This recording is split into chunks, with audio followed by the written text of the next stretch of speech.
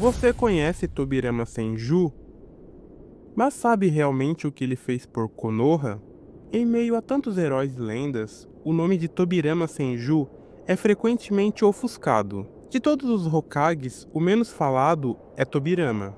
Eu até entendo o motivo. Seu irmão Hashirama era rival de um dos melhores vilões da história dos animes e possuía um poder colossal. O terceiro Hokage teve uma boa aparição no Naruto clássico, e isso deixou ele marcado na mente dos fãs. O quarto Hokage foi histórico, pelo fato de ter selado a raposa e salvado a vila. E os que vieram adiante, nós vimos cada um de seus feitos e atitudes no cargo de Hokage. Porém, de fato, só o segundo não tem muitos holofotes. Acabam diminuindo a imagem de um personagem-chave de toda a obra de Naruto. Sem ele, nada do que vimos poderia ter acontecido. Muitos o veem apenas como segundo Hokage, um líder competente, mas, se ele não tivesse feito o que fez, o destino da vila e de toda a história ninja poderia ter sido bem diferente.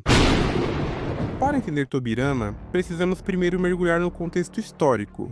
Os Senjus e os Uchiha eram dois clãs muito poderosos, um dos mais poderosos do mundo shinobi, mas estavam presos em um ciclo interminável de ódio e vingança.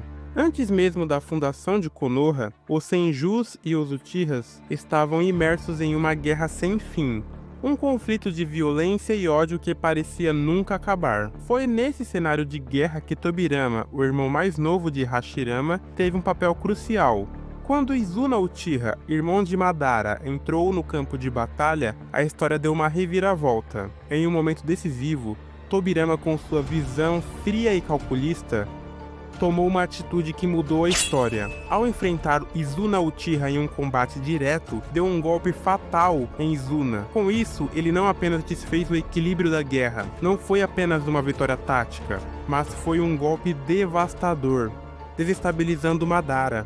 Já fragilizado pela perda do seu irmão, ficou ainda mais vulnerável. Foi ali que, pela primeira vez, Tobirama teve a chance de acabar com Madara, e talvez acabar com a guerra de uma vez por todas. Só que surge outra pergunta: por que Tobirama estava disposto a ir tão longe enquanto que Hashirama hesitava? Tobirama estava pronto para dar um fim ao sofrimento de toda a vila. Ele poderia ter acabado com Madara ali mesmo, mas foi Hashirama quem o impediu. Por quê? Porque Hashirama ainda acreditava na possibilidade de redenção de Madara. Ele via Madara uma versão distorcida de si mesmo, um homem com o mesmo desejo de paz, mas que foi corrompido pelo poder e pelo ódio. Essa foi uma das maiores frustrações de Tobirama. Ele, o pragmático e racional, estava pronto para acabar com o conflito, por não ser apenas um guerreiro habilidoso. Ele era um estrategista nato, enquanto que Hashirama confiava na diplomacia e nos laços humanos.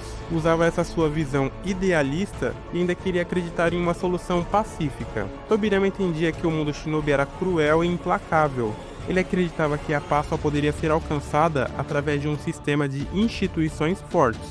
Mas o que vimos depois disso foi o que aconteceu quando Madara finalmente se entregou ao ódio e Konoha sofreu com essa decisão. Mas o que realmente faz Tobirama um dos personagens mais subestimados de Naruto é o seu legado.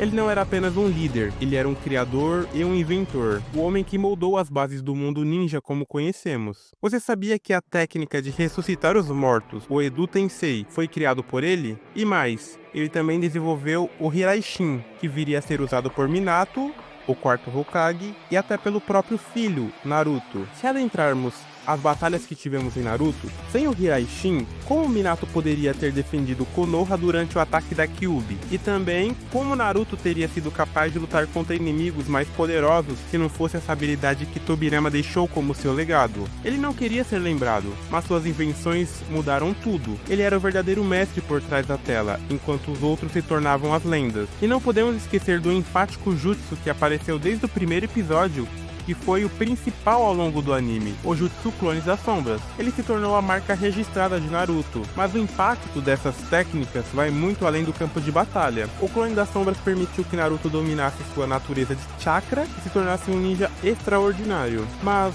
O que mais impressiona não são as técnicas em si, mas o que elas representam. Tobirama não apenas inovou o jutsu, ele transformou a maneira como os ninjas lutavam e pensavam. Ele foi um visionário que moldou o futuro do mundo shinobi. Enquanto que Hashirama liderava com sua força de espírito, Tobirama sabia que Konoha precisava de algo a mais. Mas isso não significa que Tobirama fosse insensível.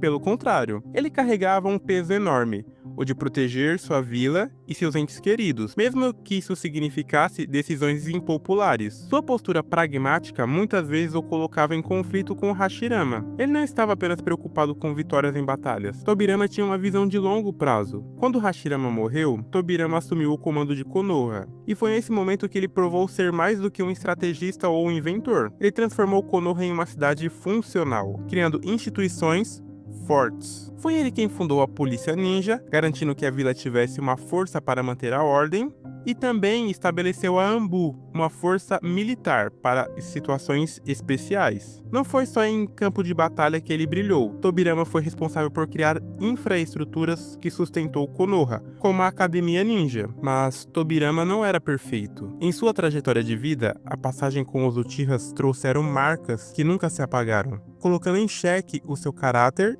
e atitudes que podem ser encaixadas como preconceituosas com o clã. Sua desconfiança em relação aos Uchihas, por exemplo, alimentou ressentimento que culminaria na traição de Madara, e mais tarde, no massacre do clã Uchiha. Alguns podem argumentar que ele foi um verdadeiro vilão por conta desse fato histórico.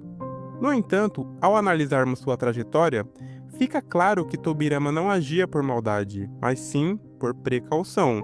Ele entendia os perigos do Sharingan e do ciclo de ódio melhor do que ninguém. Suas decisões, embora duras, foram tomadas com o objetivo de proteger Konoha. No fundo, o que é mais impressionante é quanto Tobirama se sacrificou para garantir que o legado de Konoha seguisse em frente, mesmo que isso signifique estar à sombra do seu irmão, mesmo que ele não fosse o herói que todos esperavam. No final de sua vida, o maior legado de Tobirama não foi sua genialidade técnica ou suas reformas institucionais. Foi o seu ato final. Durante a Primeira Guerra Ninja, ele deu sua vida para proteger os membros de sua vila. Ele não hesitou em colocar o bem-estar coletivo acima de sua própria segurança. Fez o que todos esperavam de um Hokage.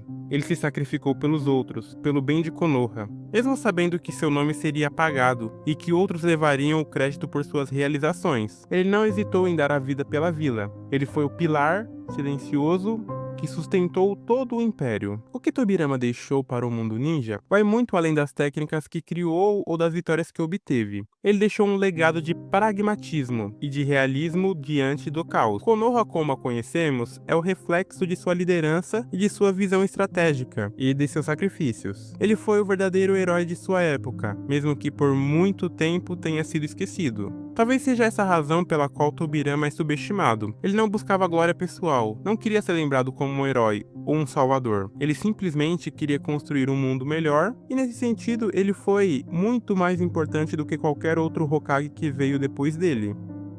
Se você concorda que Tobirama merece mais reconhecimento, deixe seu like nesse vídeo, pedimos que deixe um comentário falando sobre um tema que você gostaria que aparecesse aqui no canal, se inscreva para não perder as próximas análises, e até a próxima!